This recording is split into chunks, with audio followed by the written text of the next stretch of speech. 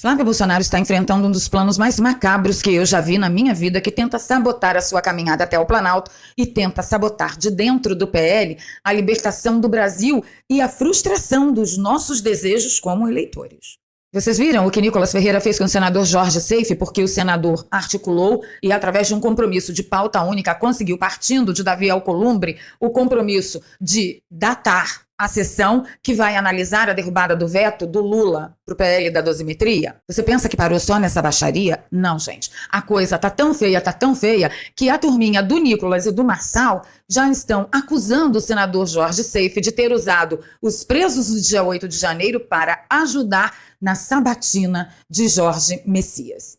Fica comigo até o final desse vídeo que eu vou te mostrar como todas essas coisas estão interligadas. E nesse vídeo você vai saber o tamanho da periculosidade que oferece uma certa classe que era identificada antigamente como sofistas lá na Grécia Antiga. Não à toa, Sócrates e Platão foram os maiores críticos desse tipo de prática, que se resume em sacrificar a verdade por um discurso, entre aspas, excelente. Um discurso que convence, não importando se esse discurso defende a verdade. Mas é importante que você saiba que tem uma diferença entre você defender algo errado, mas que você está convicto de que é certo. Isso é uma coisa e tem a ver com o limite da sua humanidade. Pode acontecer com qualquer um. E outra coisa é você saber da verdade, sacrificá-la, adornar as suas palavras num discurso mais palatável, sabendo que o que você está falando é uma grande mentira, mas para você, a única coisa que importa, no caso da Ágora,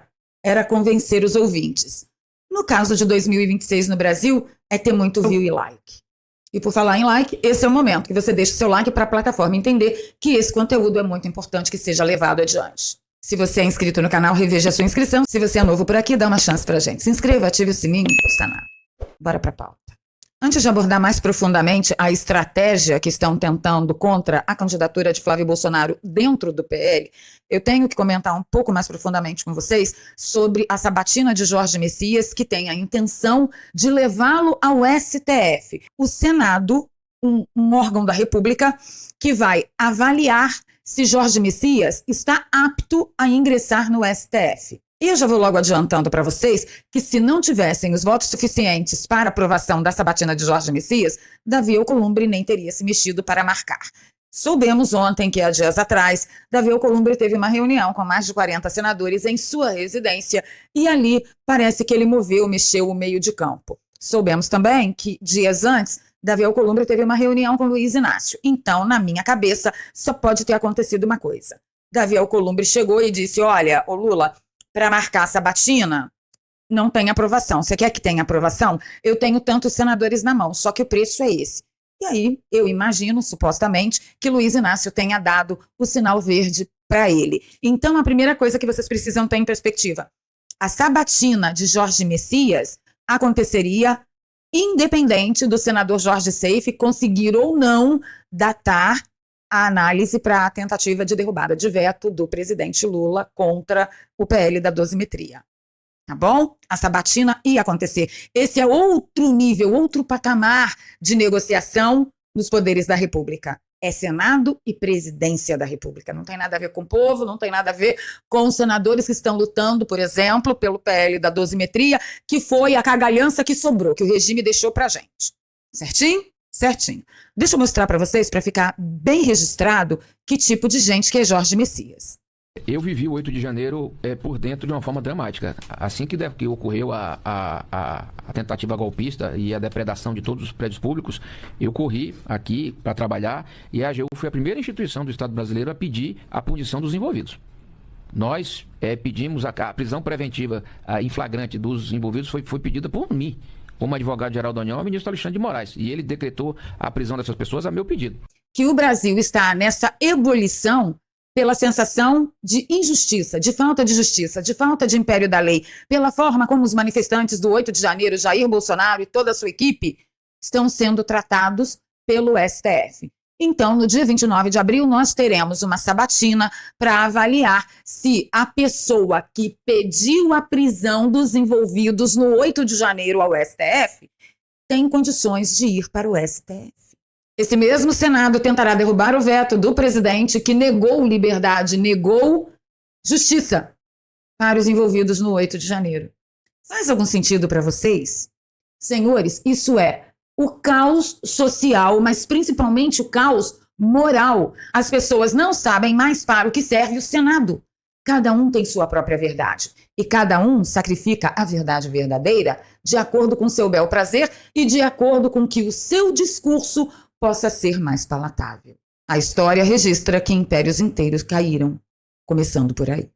A pergunta que todo mundo tem que se fazer é isso que nós queremos no STF? É mais do mesmo que nós queremos no STF? Porque não se trata só de alguém indicado por um petista, alguém indicado por Luiz Inácio.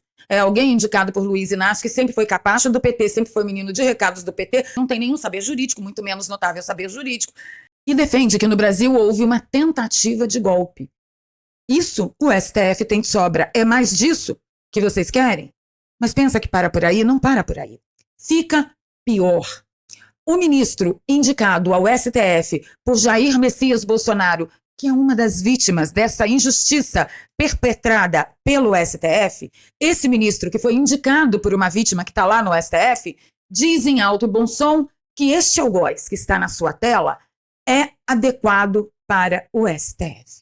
Se sua mente não bugou agora, não vai bugar nunca mais. Isso é sinal de que você é forte o bastante e você precisa estar com a gente nessa caminhada. Vamos ao capítulo Nicolas Ferreira e lá na frente vocês vão entender como que isso está tudo interligado. Então acompanhamos ontem a treta do Jorge Seife com o Nicolas Ferreira, porque Jorge foi lá no grupo e disse, olha gente, vídeo é muito bom para furar a bolha, like, visualização, realmente a gente precisa, mas não aciona os braços que tem a caneta, que possuem a caneta. E aí Nicolas descabelou o palhaço, falou um monte de coisa, chamou o Jorge Seife de mau caráter desta monta, chamou de mau caráter com U, não perguntou para Jorge Seife, estava de Chico. E uma das coisas que ele falou é que Jorge Seife tinha que ser muito vagabundo para desmerecer o trabalho das pessoas. E disse o seguinte, porque na hora de colar na caminhada, amou, né? Daí o like não tem problema nenhum. Bem, eu sinceramente acreditei que aquela caminhada que Nicolas iniciou e convidou todo mundo, avisando que a caminhada era pela liberdade e justiça dos presos do dia 8 de janeiro, de Jair Bolsonaro, pelos exilados políticos e pela volta do Império das Leis ao nosso país. Ele convidou todo mundo, então todo mundo que pôde ir foi. O Felipe Carmona, nosso velho conhecido conservador antigo, lá quando tudo isso aqui no YouTube era mato, ele disse o seguinte, opinião do Carmona. Nicolas atacou o Jorge Seife em grupo de WhatsApp. Seife respondeu como homem. Essa cutucada do Nicolas só escancara uma coisa. Seu foco nunca foi a anistia, que ainda é a única forma de pacificar o Brasil. Vamos seguir. Esse tipo de gente é o tipo de gente que faz isso aqui, ó. Eles fizeram um meme.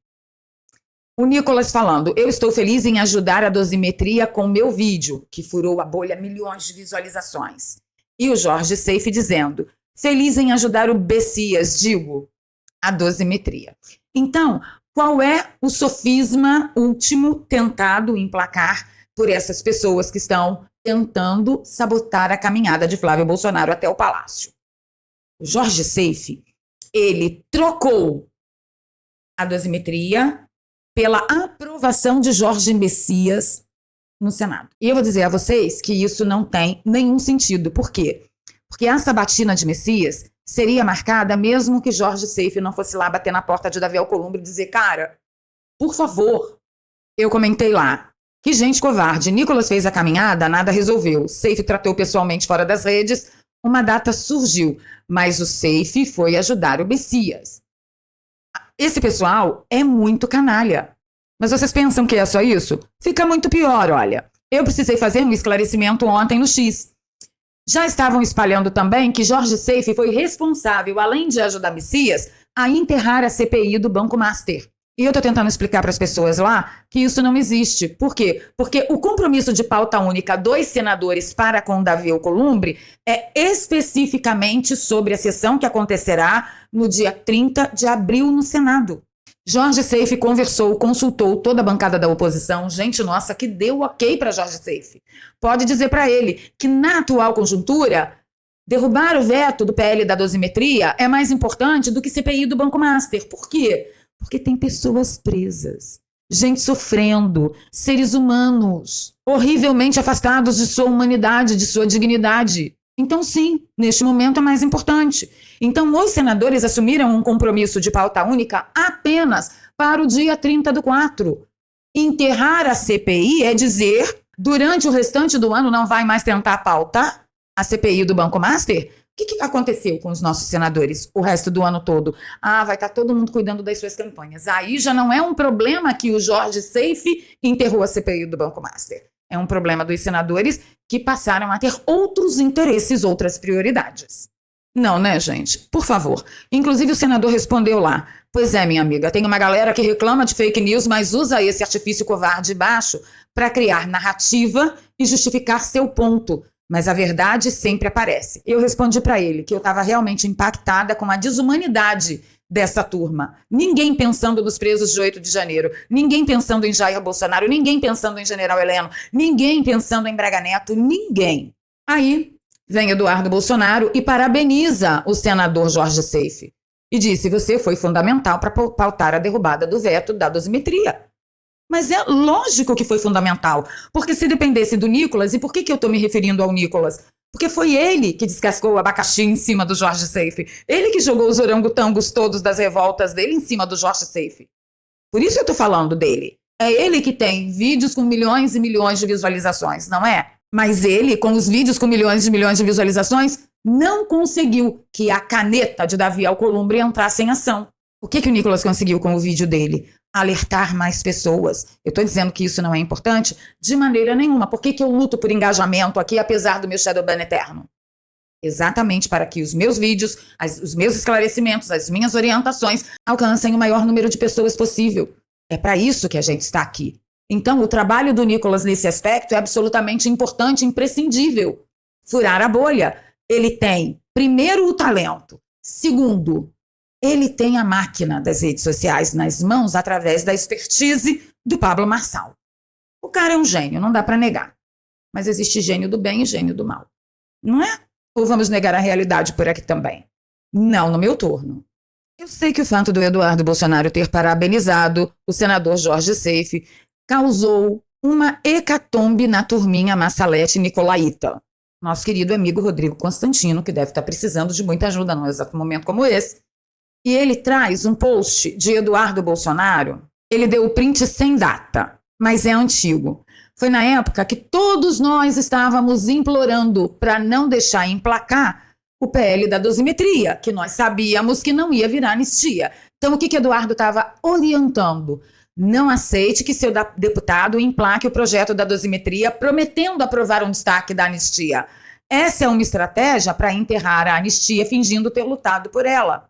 E o Rodrigo Constantino pega esse print para tentar convencer a quem está assistindo que em algum momento o Eduardo não quis o PL da dosimetria e agora está parabenizando Jorge Seife por ter conseguido datar a derrubada do veto de Lula ao PL da dosimetria. Então, se você ficou confuso, não tem problema, é assim mesmo, eu vou explicar para você do que se trata. Todos nós fomos contra o PL da dosimetria. O que nós aprovamos na Câmara foi o PL da anistia, mas aí apareceu o Paulinho da Força, apareceu o Temer, apareceu o Aécio Neves, para transformar o PL da anistia, que foi aprovado na Câmara, para a PL da dosimetria, e todos nós fomos contra. Deixa aí nos comentários para mim agora se você lembra ou não lembra dessa época. E aí vem o Constantino tentar convencer a galera que o Eduardo é um hipócrita, que ele nem queria o PL da dosimetria, como que agora ele está parabenizando Jorge Seife por ter conseguido datar a sessão para a derrubada do veto de Lula ao PL da dosimetria.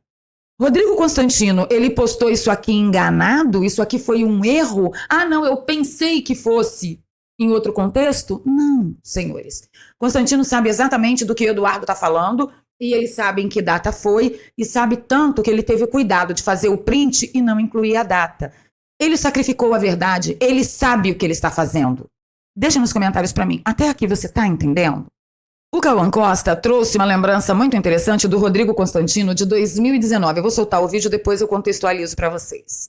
Bom dia. Enquanto o Brasil segue com a sua economia patinando, estagnada, com mais de 12 milhões de desempregados e com uma urgente e necessária reforma previdenciária subindo no telhado, eis que o foco do debate é Olavo de Carvalho. Para a vaidade do astrólogo, isso é tudo o que ele queria, mas o Brasil tem outras prioridades. Por que então perder tempo falando do assunto? Simples, porque não se trata apenas de um filósofo desbocado que fica atacando os militares e fazendo campanha contra o vice-presidente, mas sim de um guru de uma seita que tem entre seus membros ninguém menos do que os 2 filhos mais ativos nas redes sociais do próprio presidente. Sem falar que ele mesmo, Bolsonaro, colocou em destaque o livro de Olavo quando venceu as eleições.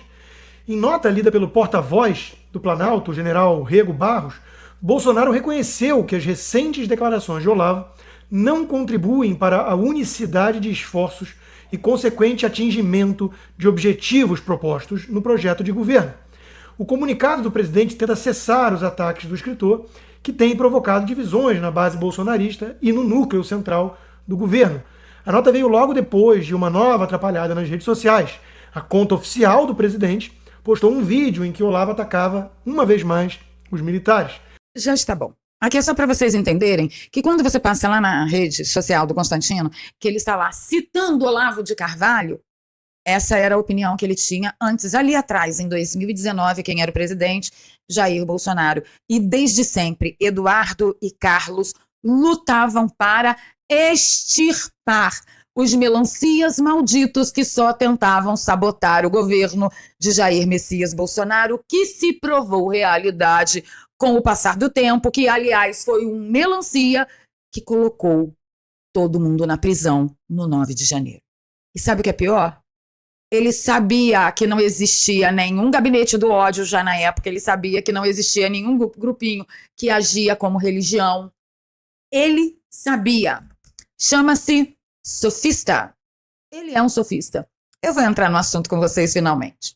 O sofismo é um argumento ou raciocínio falso, construído com aparente lógica, utilizado intencionalmente para persuadir ou enganar. Originário dos sofistas na Grécia Antiga, o conceito foca na retórica e no relativismo. A ideia de que não há verdade absoluta, apenas pontos de vista. Ele se diferencia do paralogismo, que é um erro involuntário, que eu comentei com vocês na abertura desse vídeo. Como eu não sou filósofa, nem autoridade catedrática, nem a tonga da mironga do caboletê, que esses almofadinhas de 5ª categoria vêm cobrar da gente, sim, eu pedi para a autoridade de uma IA discorrer alguns tópicos a respeito dos sofistas e eu divido com vocês agora. Os sofistas, essa classe pútrida de gente da sociedade, eles surgiram no século V a.C., durante a Era de Ouro de Atenas, quando a cidade viveu o auge da democracia. Tinha muita democracia em Atenas. E com a democracia, as decisões políticas passaram a ser tomadas por meio do debate público na Ágora, que era a praça principal da cidade. E para poder ter poder ou vencer causas na justiça, apresentar defesas e acusações, o cidadão não precisava mais apenas ter uma linhagem nobre, porque tinha isso antigamente. Mas ele precisava de uma boa fala e um bom discurso. Foi então que apareceu do Neida, a demanda, apareceu do Neida, uma classe de cidadãos ricos que precisava dominar a arte da persuasão para influenciar assembleias e vencer nos tribunais. Os sofistas eram professores itinerantes que alegavam ensinar o arete, que é a excelência, a virtude política. Eles foram os primeiros a cobrar taxas elevadíssimas pelas suas aulas. Vendiam o ensino da retórica, a arte de falar bem, falar em público, e da erística, que era a arte de vencer uma discussão, mesmo sem ter razão. Em resumo, eles eram os consultores da comunicação da Era Antiga. E eram contratados por quem desejava ascensão política através do mero convencimento.